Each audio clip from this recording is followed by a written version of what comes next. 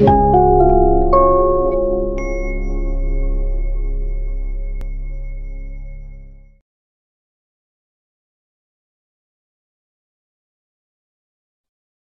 kesempatan ini kita akan membahas topik yang ketujuh di mata kuliah kita ini, yaitu kita akan memasuki bahasan secara sosiologi lingkungan, kira-kira apa yang membuat terjadinya krisis lingkungan. Faktor apa yang menyebabkan terjadinya persoalan lingkungan seperti yang kita lihat baik secara global dan nasional ya.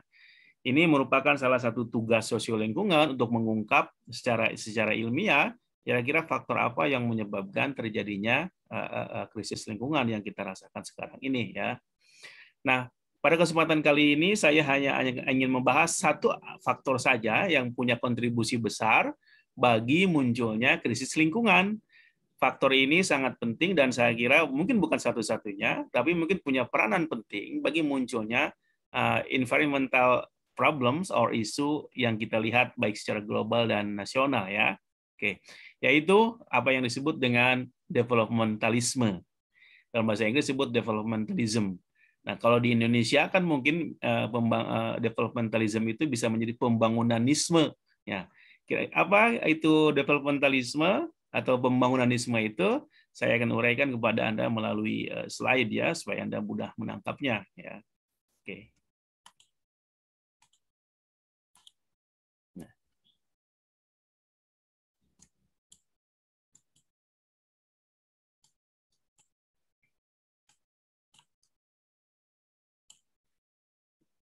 Inilah presentasi saya mengenai topik sesi kedua ini di pertemuan ke-7, persoalan lingkungan, developmentalisme, dan pembangunan berkelanjutan. Di sini saya akan membahas persoalan lingkungan, apa yang menyebabkan munculnya persoalan lingkungan. Saya spesifik membahas yaitu developmentalisme. Lalu saya akan lanjut dengan isu apakah ada solusi untuk isu penyebab ini, yaitu ada jawabannya, yaitu pembangunan berkelanjutan atau dalam bahasa Inggris sustainable development ya. Mari kita lihat secara detail uraian ini ya. Oke.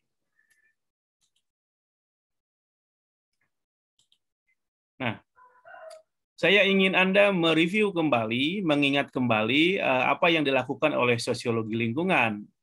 Apa yang dilakukan oleh sosiologi lingkungan sebagai sebuah subdisiplin ilmu, yaitu jadi sosiologi lingkungan itu mengkaji 3 hal ya. Pertama, sebab-sebab persoalan lingkungan. Di sini sosiologi lingkungan membahas faktor-faktor yang mendorong atau menyebabkan terjadinya krisis lingkungan. Yang kedua, sosiologi lingkungan membahas dampak-dampak atau impact yang disebabkan oleh persoalan lingkungan. Nah, sedikit sudah saya bahas sebelumnya, dampaknya bisa ekonomi, sosial, politik, dan sebagainya. Yang terakhir, sosiologi lingkungan juga mencoba tidak sekedar menganalisis apa penyebabnya, lalu dampaknya, tapi juga mencoba untuk memberikan semacam solusi bagi krisis-krisis lingkungan yang terjadi secara nasional dan global. Disinilah sosiologi lingkungan memberikan semacam solusi atau tawaran atas isu-isu lingkungan ya. Nah, ini pada kesempatan ini kita akan membahas pada yang pertama saja, sebab kita membahas apa yang menyebabkan proses krisis lingkungan. Dan kedua akan membahas kepada kira-kira solusi apa yang ada yang bisa ditawarkan untuk mengatasi krisis lingkungan ini ya. Nah, di sini saya ingin salah satu jawaban yang diberikan oleh sosiologi lingkungan atas krisis lingkungan yang dihadapi sekarang ini adalah faktor penyebab itu adalah apa yang disebut dengan developmentalisme. Nah, developmentalism dalam bahasa Inggris ya. Jadi dari sekian banyak faktor yang menyebabkan terjadinya lingkungan, developmentalisme punya peranan penting atau punya kontribusi penting bagi terjadinya krisis lingkungan. Kalau bukan dikatakan satu-satunya, ya. Jadi secara pasti bisa dikatakan bahwa developmentalism ini merupakan faktor utama, salah satu faktor utama yang menyebabkan munculnya persoalan-persoalan lingkungan di dunia dan nasional kita. Nah, ya. Inilah yang disebut dengan developmentalism. Jadi kita akan membahas nih, developmentalisme merupakan salah satu faktor penyebab krisis lingkungan. Nah, apa itu developmentalisme? Mari kita lihatnya. Developmentalism developmentalisme dalam bahasa Indonesia, atau bolehlah kita mengindonesia menjadi pembangunanisme, ya, merupakan pemikiran atau ideologi yang menganggap bahwa pembangunan itu adalah strategi utama, atau mungkin kalau tidak dianggap satu-satunya, menuju kemakmuran ekonomi dalam sebuah bangsa. Sekali lagi, developmentalism atau developmentalisme adalah sebuah pemikiran, sebuah paham, ideologi yang menganggap bahwa pembangunan, maksudnya secara fisik, ya, merupakan salah satu cara utama, strategi utama, kalau tidak dianggap satu-satunya, untuk menuju kemakmuran sebuah bangsa. Nah, oke. Nah, pembangunan negara-negara dunia ketiga, nah ini dalam konteks negara-negara berkembang seperti Indonesia, dalam konteks kalau peta dunia itu negara berkembang suka disebut di dunia ketiga, third world, ya. Dunia satu adalah negara berkembang, dunia kedua adalah dunia di Asia, Jepang yang maju, dan negara berkembang disebut dengan third world. Nah, pembangunanisme ini bukan hanya terjadi di negara-negara maju atau negara-negara dunia ke-1, atau itu juga negara-negara ketiga, pemerintahnya mengadopsi paham ini. Ya, jadi pembangunan negara-negara dunia ketiga atau dunia berkembang dapat diwujudkan dengan baik melalui pasar dalam negeri yang kuat dan beragam dan tarif barang impor yang tinggi. Nah, ini secara ekonomi, ya. Jadi salah satu bentuk pewujudan dari pembangunanisme adalah terciptanya pasar dalam negeri yang bagus, ya, dan juga beragam, dan juga punya tarif impor yang tinggi. Jadi di samping jadi bagaimana pemerintah itu menciptakan pasar yang bagus di dalam negeri, artinya membuat kita sebagai masyarakat punya kemampuan untuk membeli, menjadi konsumen. Kalau konsumen bisa membeli, maka produsen bisa memproduksi. Nah, kalau itu duanya berjalan, maka ekonomi akan bagus. Nah, ini kan. Nah, ini salah satu prinsip dasar dari pembangunanisme, ya. Oke, mari kita lebih lanjut lihat lagi. Nah, dalam pembangunanisme atau developmentalisme ada satu paradigma utama yang digunakan, yaitu namanya growth, pertumbuhan. Growth paradigm, paradigma pertumbuhan. Nah, apa yang maksud dengan pertumbuhan ini? Jadi pembangunan diidentikan dengan pertumbuhan ekonomi. Jadi kalau sebuah negara ingin maju, maka harus tumbuh secara ekonomi, ya. Nah, dari yang biasa kalau kita dengar itu, pemerintah suka melaporkan tuh, ya, dari BPS atau dari Menteri Ekonomi, tahun ini Indonesia pertumbuhan ekonominya sekian persen, gitu kan? Nah, Indonesia sekarang pertumbuhan ekonominya 5, sekian persen, diprediksi juga sejauh itu. Nah, ini relatif lebih bagus dibanding negara-negara lain yang sama-sama terkena COVID-19, ya, termasuk lebih bagus daripada Singapura, ya. Nah, Singapura sekarang masih dalam krisis COVID, ya, masih belum bangun. Malaysia juga sama. Nah, kita sebenarnya patut bersyukur nih, kita sudah mulai bisa lepas dari COVID-19 walaupun kita tidak boleh lengah, dan ekonomi Indonesia mulai tumbuh kembali, ya. Nah, growth, pertumbuhan ini menjadi sangat penting bagi negara yang menerapkan paham developmentalisme ini. Jadi kalau ingin maju, ingin sejahtera, harus ada pertumbuhan ekonomi. Nah, pertumbuhan ini mendasarkan pada pendapatan nasional per kapita yang dilakukan melalui pembentukan modal asing dan industrialisasi. Nah, supaya tumbuh pembangunan itu dengan prinsip growth tadi, maka harus ada modal asing. Orang-orang asing investasi di Indonesia atau di sebuah negara. Makanya di pemerintah Jokowi ini sampai khusus punya Menko investasi, ya, Luhut Binsar, ya, dia sebagai Menteri Menko. Maka karena investasi dari luar itu sangat penting untuk pertumbuhan sebuah negara. Bukan cuma Indonesia, negara manapun begitu, ya. Mencoba untuk menarik dengan iming-iming pajak yang rendah, kemudian fasilitas izin yang mudah dan sebagainya. Maka Jokowi ini memaksa nih, tanda petik, semua orang di negara-negara pemerintah ini menyimpelkan izin investasi dan pembukaan itu. Yang kedua, yaitu industrialisasi. Nah, jadi komponen kedua yang penting dalam pertumbuhan ekonomi adalah industrialisasi. Jadi kalau ingin tumbuh sebuah negara dengan bagus, maka industrialisasi harus dibuka, baik oleh pengusaha dalam negeri atau pengusaha asing. Nah, itu kan. Nah, ini penting nih. Nah, apa indikator pertumbuhan sebuah negara untuk menunjukkan bahwa negara itu sejahtera atau tidak? Indikator-indikator makroekonomi. Seperti pertumbuhan pendapatan real per kapita. Apakah kadang makroekonominya berapa sih pertumbuhan tahun ini? 5% kah, 7% kah?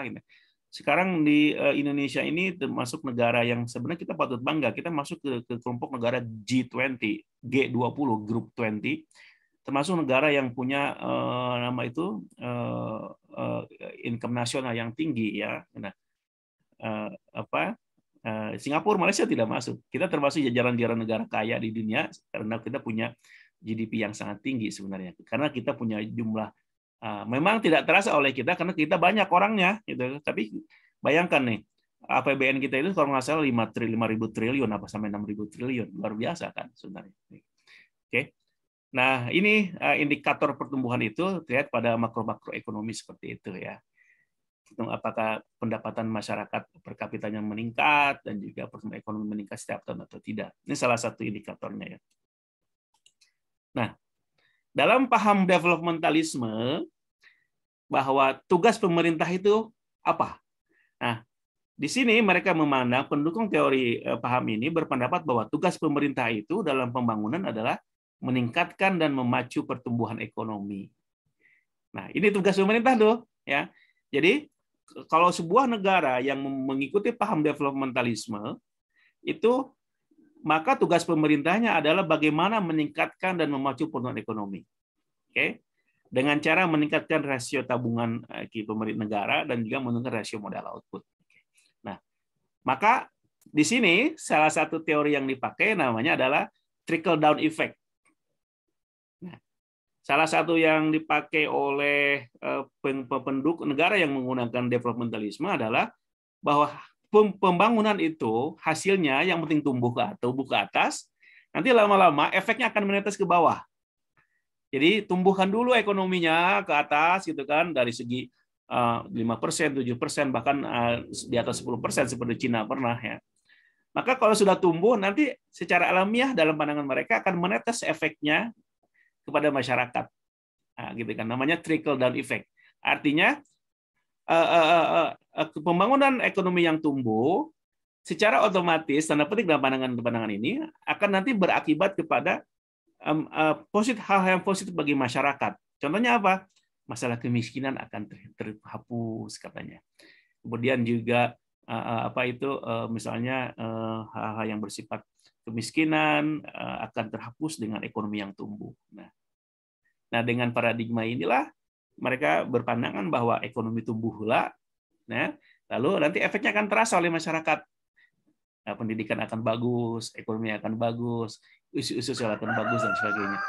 Nah, inilah pandangan para pendukung development. Indonesia itu sudah menerapkan sejak lama. Indonesia apalagi lebih intensif lagi ketika Indonesia di bawah Orde Baru, memasuki Orde Baru di bawah Soeharto. Developmentalisme ini sangat ditekankan. Bahkan kalau Anda hidup di masa Soeharto, kata pembangunan, nah ini ya, kata pembangunan itu sangat sakral, ya. Jadi pemerintah bisa melakukan apa saja demi pembangunan. Nah, termasuk kalau Anda melakukan hal yang dianggap merusak atau mengganggu pembangunan, Anda bisa diciduk oleh polisi tentara.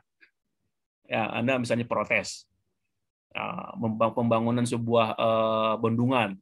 Nah, Anda itu dianggap sebagai menghalangi pembangunan tuh, Anda bisa diciduk. Itu banyak kasus. Ya, ada dulu di Yogyakarta ada Kedung Ombo namanya. Ya. Juga itu sering terjadi. Atau mahasiswa yang protes, diciduk juga, diantaranya oleh timnya Prabowo. Yang sekarang belum balik-balik, ada 9 orang ya. Oke, nah ini pembangunan ini begitu sangat penting bagi pengikut developmentalisme, termasuk di negara kita, sehingga tidak boleh ada yang mengganggu. Maka mereka tanda petik mensakralkan pembangunan untuk demi kemajuan kesejahteraan bangsa ya. Oke. Tetapi, nah ada tetapinya nih. Ternyata paham developmentalisme itu tidak seindah yang dibayangkan, yang dijelaskan, yang diuraikan oleh para pendukungnya. Ya. Betul bahwa developmentalisme punya kontribusi besar bagi kemajuan ekonomi sebuah bangsa bila itu diterapkan, termasuk di Indonesia. Kita juga tidak boleh mengingkari pada zaman Soeharto Orde Baru ekonomi kita tumbuh, ya. Maka Soeharto disebut Bapak Pembangunan, kan? Dan memang faktanya memang kita bisa tumbuh secara ekonomi, ya. Sehingga Indonesia pernah disebut akan tinggal landas dan sebagainya, ya. Kita pernah mengalami apa itu swasembada beras tahun 85 kalau nggak salah, tapi itu nggak lama, balik lagi kita impor beras lagi. Nah, betul pada satu sisi developmentalisme melahirkan atau punya pengaruh bagi kemajuan masyarakat sebuah bangsa. Tetapi pada sisi lain juga developmentalisme punya masalah. Apa masalahnya? Mengabaikan masalah distribusi pendapatan nasional. Nah, ini memang betul ekonomi tumbuh ke atas, tapi tidak merata. Distribusi kekayaan nasional itu tidak merata kepada seluruh rakyat. Oke? Sehingga timbul masalah kemiskinan, pengangguran, kesenjangan, pembangunan pendapatan, urbanisasi, dan sebagainya. Karena apa? Ekonomi dibiarkan tumbuh saja, tidak peduli siapa yang menikmatinya. Kalau katakanlah sebuah kue, ya, kue ulang tahun itu kan, yang penting kuenya ada besar seperti itu, tapi pemerintah tidak berupaya untuk membagikan kepada orang secara merata. Siapa yang kuat boleh ambil itu kue. Maka ada yang dapat banyak, yaitu contohnya konglomerat Indonesia yang hanya 1% itu. Tapi kebanyakan rakyat Indonesia dapatnya sedikit. Maka kemiskinan tetap ada, kesenjangan sosial sangat kuat. Ya, nah ini akibat daripada ekonomi tumbuh tapi tidak merata. Nah, masalah kedua dari pembangunanisme adalah memandang manusia sebagai salah satu faktor produksi semata. Nah, paham ini menganggap kita sebagai rakyat itu hanya faktor produksi saja. Tugas kita adalah memproduksi barang. Maka tuh para yang bekerja di perusahaan dianggapnya seperti itu. Mereka adalah komponen produksi barang. Jadi sisi manusiawinya kurang diperhatikan. Mereka adalah seperti komponen sebuah produksi yang tugasnya memproduksi. Ya. Jadi melepaskan sisi, maka kalau kita lihat misalnya mereka para kapitalis industrialis jarang memperhatikan sisi kesejahteraan para buruh. Akibatnya sering terjadi demonstrasi. Persoalan lainnya adalah keadilan sosial dan pengentasan kemiskinan menduduki prioritas kedua. Nah, jadi keadilan sosial, masalah kemiskinan, bagaimana itu bukan menjadi isu utama dalam persoalan dalam negara yang menganut developmentalisme. Ya, karena yang penting mereka harusnya tumbuh tuh, nggak peduli itu adil apa tidak buat rakyat. Karena tapi secara nasional berkembang negara itu. Selanjutnya adalah persoalan developmentalisme adalah yang terjadi adalah masyarakat di lapisan bawah tidak senantiasa menikmati cucuran hasil pembangunan yang diharapkan tadi. Tadi kan ada teori trickle down effect tuh, teori yang kalau sudah tumbuh ekonomi maka otomatis dipahami, maka dampaknya akan menetes ke bawah. Tapi ternyata tidak. Ya. Yang terjadi adalah masyarakat yang di bawah itu tetap miskin. Mereka tidak menikmati cucuran gula pembangunan itu, tidak mendapat kue besar dari pembangunan itu. Ya sebagaimana diharapkan, ya. Itu. Bahkan di banyak negara kesenjangan sosial ekonomi itu semakin dalam, ya. Nah, Amerika Serikat sendiri sebenarnya juga banyak kesenjangan kemiskinan di sana. Nah, ya karena betul-betul di sana neoliberalis dan sebagainya, yang kalau Anda lebih bagus ketika negara-negara sosialis seperti sekarang negara Skandinavia. Yang terakhir, nah ini kaitannya dengan kuliah kita. Paham developmentalisme yang dijadikan paradigma pembangunan banyak negara itu punya efek terhadap lingkungan. Cara pembangunan seperti ini menimbulkan kerusakan lingkungan. Seperti yang dijelaskan oleh saya di pertemuan sebelumnya, kerusakan secara global, kerusakan secara nasional. Ini adalah efek penting, efek yang sangat merugikan dari developmentalisme yang digunakan oleh banyak negara.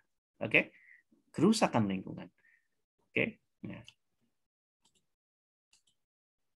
Nah, Bagaimana kerusakan lingkungannya itu? Saya tidak perlu jelaskan lagi kepada Anda, sudah tahu ya. Kerusakan di alam, kerusakan di air, di tanah, di udara, di hutan, di sungai, di laut, dan sebagainya ya. Nah, sekarang kalau Anda sudah tahu bahwa salah satu faktor penyebab utama kerusakan lingkungan adalah developmentalisme, lalu apa kira-kira solusi yang bisa ditawarkan untuk mengatasi ini? Ya. Disinilah sosiologi lingkungan mencoba menawarkan apa yang disebut dengan sustainable development. Sebenarnya masalah sustainable development bukan spesifik sosiologi lingkungan, tapi juga sudah menjadi isu global lainnya, termasuk sudah diadopsi oleh PBB, Perserikatan Bangsa-Bangsa. Jadi kalau Anda sering dengar sekarang sustainable development itu sudah tidak asing lagi. Nah, di Indonesia kan menjadi pembangunan berkelanjutan. Maksud berkelanjutan itu, kenapa disebut berkelanjutan? Development itu pembangunan, sustainable yang berkelanjutan. Maksudnya, kenapa disebut berkelanjutan? Artinya pembangunan yang berorientasi bukan cuma untuk sekarang, tapi juga berorientasi ke masa depan.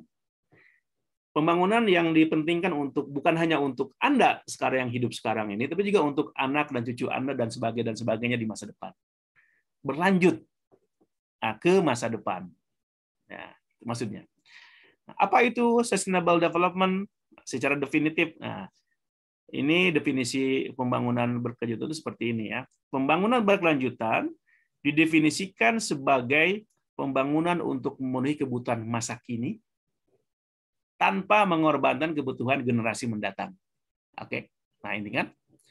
Jadi pembangunan berkelanjutan adalah model pembangunan yang memang digunakan yang berorientasi kepada masa sekarang untuk memenuhi kebutuhan kita hidup sekarang ini, baik secara ekonomi misalnya, tetapi tanpa mengabaikan kepentingan di masa depan, yaitu untuk generasi masa depan. Nah, ini nama development, sustainable development. Ini sementara kalau Anda bisa memahaminya, bisa dibalikan dengan developmentalism. Kalau developmentalism itu hanya fokus kepada masa kini. Dan buat Anda sekarang ini, tanpa lupa dengan melupakan keperluan masa depan dan generasi mendatang. Akibatnya apa? Kalau hutannya digundulin semua, karena buat kita sekarang ini katanya, gitu kan, tanahnya digali semua, emasnya. Buat siapa? Buat kita sekarang ini. Mereka lupa tuh bahwa nanti anak cucu mereka akan mendapati alam yang rusak, air yang tercemar, sungai yang kotor, laut yang penuh sampah. Ya. Nah, istilah berkelanjutan atau sustainability itu memiliki tujuan, merupakan tujuan keseimbangan antara manusia dan ekosistem. Nah, sustainable berkelanjutan itu kan tadi kan saya sebutkan untuk masa depan, untuk ke depan, berkelanjutan. Tujuannya adalah menciptakan pembangunan yang berkeseimbangan antara keperluan kita sebagai manusia, tapi juga keperluan ekosistem lingkungan kita. Makanya disebut sustainable development. Ya. Nah, istilah pembangunan berkelanjutan merupakan pendekatan dan proses menyeluruh yang membawa kita kepada tujuan akhir yang berkelanjutan.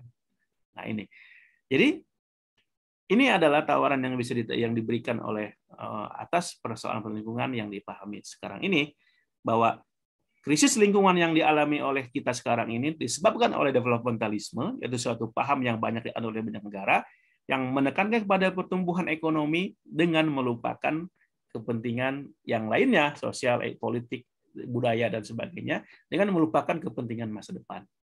Nah, solusinya adalah pembangunan yang berkelanjutan, yaitu pembangunan yang pro terhadap masa depan, dengan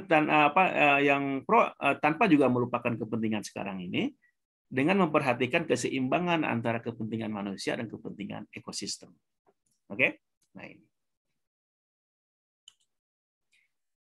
Kalau Anda ingin mengerti lebih lanjut tentang apa itu pembangunan berkelanjutan, maka di sini kita bisa melihat bahwa pembangunan berkelanjutan merupakan alternatif model pembangunan dari pembangunanisme yang tadi itu. Nah, karena pembangunanisme punya problem, maka alternatifnya adalah sustainable development sebagai alternatif model pembangunan yang bisa diadopsi oleh banyak negara, karena ini sangat penting bagi mengatasi persoalan lingkungan atau mencegah lebih jauh rusaknya lingkungan. Di dalam Sustainable Development punya prinsip. Prinsip pertamanya apa? Pemenuhan tujuan-tujuan pembangunan manusia dengan secara terus-menerus menjaga kemampuan alam menyediakan sumber daya alam dan layanan ekosistem tempat bergantungnya ekonomi dan masyarakat. Nah, ini prinsip penting dari pembangunan yang berkelanjutan. Nah, jadi dalam ini kita harus pembangunan ini modelnya memenuhi kebutuhan-kebutuhan kita, tetapi dengan terus-terus menjaga kemampuan alam supaya tidak turun. Seperti diuraikan di minggu lalu, alam itu kan punya dukung yang terbatas, ya kan? Sementara kita hidup tergantung kepada alam, maka kita harus menjaga tuh daya dukungnya supaya tetap terjaga, ya. Karena tempat kita bergantung hidup kepada alam itu, secara ekonomi, secara sosial dan sebagainya. Tujuannya dari pembangunan berkelanjutan adalah hasil yang ingin dicapai adalah keadaan masyarakat di mana semua kondisi kehidupan dan sumber daya digunakan untuk memenuhi kebutuhan manusia tanpa tanpa merendahkan integritas dan stabilitas sistem alam. Ini saya kira Anda jelas jauh sekali dari paham yang developmentalisme yang dipengaruhi oleh tadi Anda sebut filsafat Kartesian, kemudian antroposentrisme. Dalam pembangunanisme itu jelas mereka menganggap alam itu adalah di luar diri kita. Karena ada dualisme antara manusia dan alam, ya kan? Manusia dianggap sebagai unggul, alam sebagai objek. Maka alam bisa diperlakukan secara semena-mena. Oke? Nah, dengan sustainable development ini, alam tidak lagi dianggap sebagai yang rendah tadi. Alam punya integritas yang harus dijaga oleh kita sebagai manusia. Oke? Nah ini. Karena alam ini penting, kalau kita menjaga integritas alam, maka akan tercipta stabilitas sistem alam ini. Oke. Ini prinsip dan tujuan penting dari pembangunan berkelanjutan sebagai alternatif model pembangunan yang bisa digunakan oleh negara-negara yang ada sekarang ini. Kira banyak negara yang pemerintah kita, termasuk banyak negara termasuk pemerintah kita sudah mulai menyadari ini. Saya kira dalam 10 tahun terbentuknya ini, ide ini sudah banyak diadopsi, PBB juga begitu. Tapi kalau Anda bertanya bagaimana pelaksanaannya, nah itu adalah soal lain ya, soal lain. Oke. Nah, ada 3 pilar utama dalam sustainable development sebagai alternatif pembangunan ya, yang alternatif pembangunan yang pro terhadap lingkungan ya, yaitu pengembangan ekonomi. Itu jelas karena pembangunan dalam pembangunan berkelanjutan masih tetap ada pengembangan ekonomi penting di situ. Tapi ada yang keduanya, yaitu tidak lupa, yaitu pengembangan sosial. Artinya kepentingan masyarakat itu jangan diabaikan, kesejahteraan sosial, keadilan sosial harus dijaga. Ekonomi boleh tumbuh, harus tumbuh bagi kesejahteraan sebuah negara, tapi jangan lupa pertumbuhan ekonomi itu harus ditujukan bagi kesejahteraan sosial, bagi keadilan sosial. Maka masyarakat terus berkembang, ya.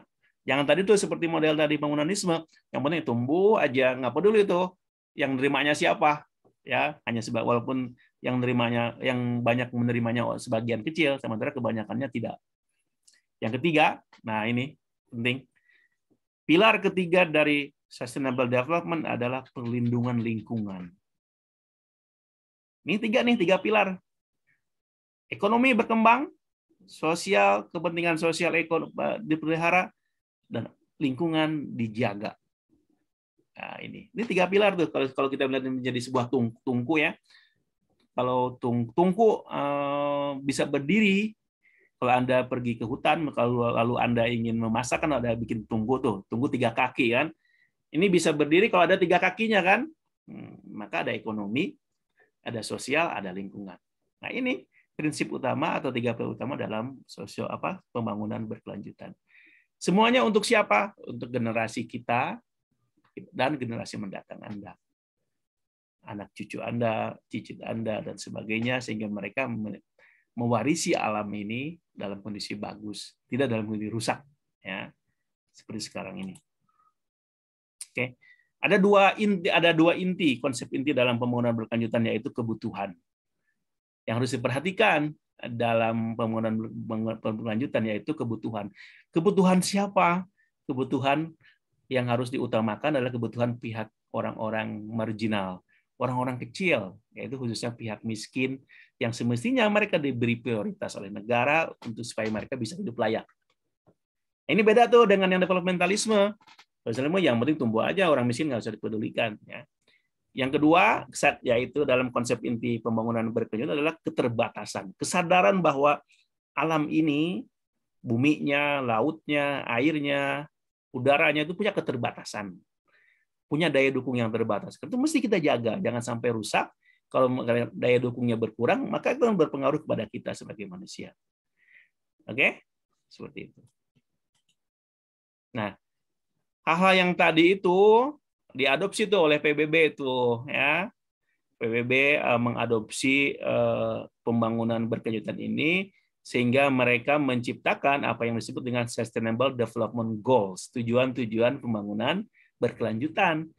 Nah, PBB misalnya mengagendakan pada tahun 2030 itu semua negara mengadopsi ini, ya.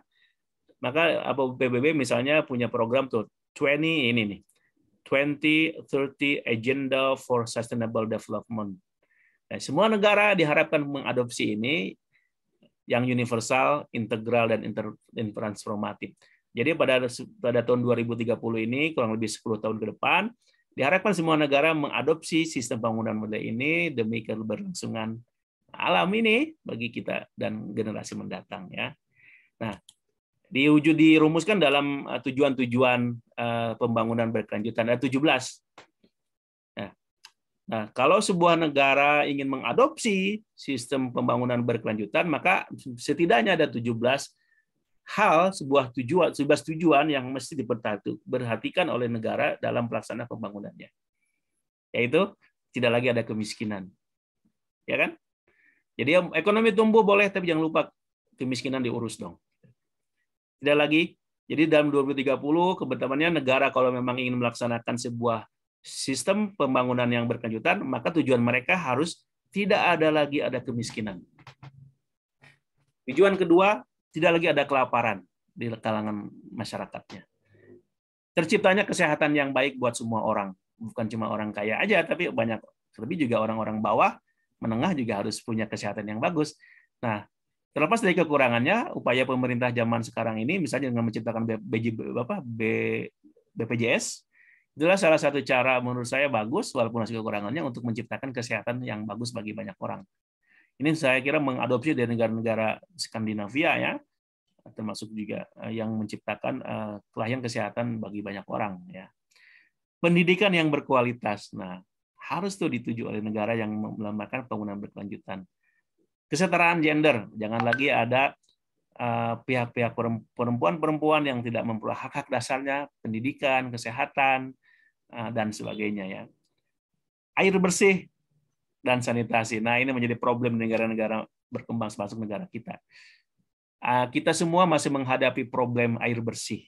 Ya. Pemerintah Indonesia belum mampu memenuhi kebutuhan air bersih bangsa, rakyatnya. Termasuk ibu kota kita, Jakarta tuh. Ya. Semestinya Jakarta tuh menjadi model bagi kota lainnya dalam hal penyediaan air bersih dan sanitasi. Tapi faktanya tidak. PDAM yang di sana belum mampu memenuhi kebutuhan orang Jakarta. Akibatnya apa? Mereka menggali sumur sendiri. Orang-orang Jakarta mungkin hanya berapa persen yang menggunakan air PDAM, banyak yang nggak gali sumur sorangan. Termasuk bisnis, hotel-hotel itu, kantor-kantor. Akibatnya apa? Nah, salah satunya ini menyebabkan Jakarta akan tenggelam 2030 dan 40. Karena menurunnya permukaan air karena akibat disedotnya air itu dengan secara masif. Ini sebenarnya kita harus malu ya. Ini diungkapkan oleh orang asing, Joe Biden, Presiden Amerika Serikat sebulan yang lalu kalau nggak salah. Baru kita ribut kan. Nah, karena memang pemerintah kita, saya juga nggak tahu kenapa itu. Jauhlah dari bayangan kita bahwa pemerintah rakyat kita akan minum air langsung dari keran. Ya kan? Kalau Anda pergi ke negara maju, Eropa, Amerika, Australia, itu Anda akan dapati Anda kalau minum sehari-hari, Anda nggak perlu beli. Dari kerannya Anda dibuka, Anda bisa minum sendiri. Karena sudah steril. Oke? Seperti itu. Saya waktu tinggal di sana, jarang beli air botol tuh. Kalau berangkat ke kantor, dalam berangkat kerja, cari wadah plastik, botol itu isi dari keran dari rumah, gitu. Nggak perlu beli di, kalau kosong diisi lagi di kantor, ya. Yang ketujuh, tujuan pembangunan berkelanjutan adalah energi yang terjangkau dan bersih. Nah, ini juga menjadi problem kan? Pemerintah di banyak negara belum bisa menciptakan energi yang bersih dan terjangkau oleh banyak orang. Tapi sekarang nih udah bagus nih, akan terciptanya mobil-mobil kita akan tahun 2040 sudah tidak ada lagi mobil berbahan bakar bensin ya, semua akan berlistrik, baterai listrik. Kedelapan, tujuan pembangunan itu mesti berorientasi kepada terciptanya pekerjaan yang layak. Nah ini semua harus punya pekerjaan, ya kan? Tidak lagi ada pengangguran. Nah, mungkin tidak mungkin hilang 100%. Pengangguran itu selalu ada, tapi setidaknya bisa mengalami penurunan ya. Di negara maju pun itu masih banyak pengangguran ya. Tapi mungkin tidak separah negara berkembang. Kesembilan, terciptanya industri yang bagus, inovasi dan infrastruktur ya. Maka mungkin kalau presiden sekarang kita fokus kepada infrastruktur, mungkin satu tujuannya ingin menciptakan ini ya. Ke-10, mengurangi ketidakadilan. Nah, penting tuh. Jadi ekonomi bukan cuma tumbuh, tapi juga tercipta keadilan bagi banyak orang. Ekonomi harus dinikmati oleh banyak orang, terlepas dari kelompok sosialnya, orang kaya, orang menengah, orang miskin. Mesti menikmati kue-kue pembangunan secara adil. Ke-11, kota-kota dan masyarakat yang berkelanjutan. Nah, itu kota-kota itu. Jadi harus pemerintah kita tuh harus menciptakan kota-kota yang pro terhadap lingkungan tuh. Ya, Bandung, saya juga nggak tahu Bandung apa. Urusan sampah aja saya lihat belum selesai juga ya. Saya juga nggak tahu, bingung bagaimana itu. Ke-12, konsumsi dan produksi yang bertanggung jawab. Nah, maka tercipta Anda sebagai konsumen itu harus bertanggung jawab. Anda hanya misalnya membeli bahan-bahan yang diciptakan secara aman bagi lingkungan. Anda hanya membeli dari produsen barang yang memang pro terhadap lingkungan. Jangan Anda kalau Anda tahu bahwa produsen itu menggunakan bahan yang tidak pro lingkungan, diambil dari hutan Kalimantan dengan membabat hutan misalnya, atau dengan cara membunuh binatang-binatang yang ada di sana, Anda nggak usah beli. Jadi Anda menjadi konsumen yang cerdas dan bertanggung jawab. Begitu juga produsennya begitu, bertanggung jawab mereka terhadap lingkungannya. Maka mereka hanya akan memproduksi barang-barang yang diyakini tidak merusak alam. Ke-13, tindakan iklim. Nah ini penting. Sekarang iklim ini mengalami ketidakpastian. Iklim secara global kita akan mengalami peningkatan suhu. Peningkatan suhu 1 derajat aja itu sudah bisa melelehkan es itu di kutub utara ya. Kehidupan di air juga harus bagus tuh. Tujuan ke-14, sungainya harus bersih, lautnya harus bersih dari sampah dan sebagainya. Tapi sayang di Indonesia ini, saya juga suka sedih. Tempat-tempat penampungan air itu, kalau di daerah Cibiru ini ke bawah itu, Panjailukan itu sebenarnya daerah-daerah rawa itu kan, penampungan air. Sekarang banyak jadi perumahan. Akibatnya banjir terus daerah Panyawangan, daerah Panjailukan dan sebagainya. Karena bagaimana bisa tidak banjir? Itu daerah resapan air dipakai untuk perumahan. Sementara aliran sungainya tertutup oleh jalan tol di sana. Ya, saya juga bingung bagaimana bisa begitu ya. Kehidupan di daratan, tanahnya juga harus tetap terjaga, tumbuhannya terpelihara, spesies binatangnya juga terpelihara dan sebagainya. Ke-16, pembangunan mesti mengarah kepada perdamaian, terciptanya keadilan dan lembaga yang kuat. Pemerintah juga harus kuat, jangan kalah oleh lembaga-lembaga lain ya. Karena ada di banyak negara pemerintah yang lemah di hadapan masyarakat sipil yang arogan. Nah itu nggak boleh tuh, nanti bisa jadi negara gagal. Ke-17 terakhir, pembangunan mesti bersifat kemitraan, harus ada kemitraan ya dari berbagai banyak pihak, bukan cuma pemerintah tapi juga masyarakat sipil, NGO dan sebagainya bermitra untuk terciptanya pembangunan berkelanjutan.